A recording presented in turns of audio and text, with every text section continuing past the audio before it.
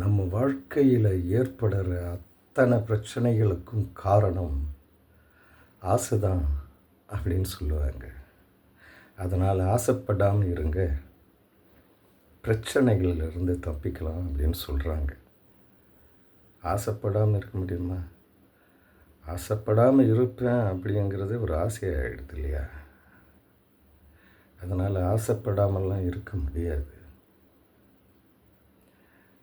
நம்ம வாழ்க்கையில் தவிர்க்க முடியாத சில கட்டாயங்கள் உண்டு. ஆசையும் அப்படிப்பட்ட ஒன்று தான். ஆனால் எதை ஆசைப்படணும், எப்படி ஆசைப்படணும், எதுக்காக ஆசைப்படணும், எதை அடைய நாம் ஆசைப்படணும் அப்படிங்கிறத தெரிஞ்சுக்கிட்டு அந்த ஆசையை வளர்த்துக்கிட்டோம்னா பிரச்சனையிலிருந்து கண்டிப்பாக மீண்டு வெளியே போகலாம். அதுக்காகத்தான் பரிசுத்த வேதாகமம்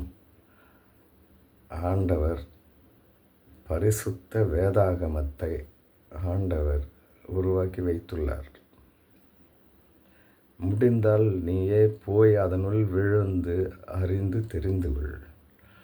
இல்லை என்றால் தெரிந்தவர்களிடம் கேட்டு புரிந்து கொள். ஆசைப்படாமல் இருப்பேன் என்று முயலாதே, அது சாத்தியமற்றது. அல்லேலூயா.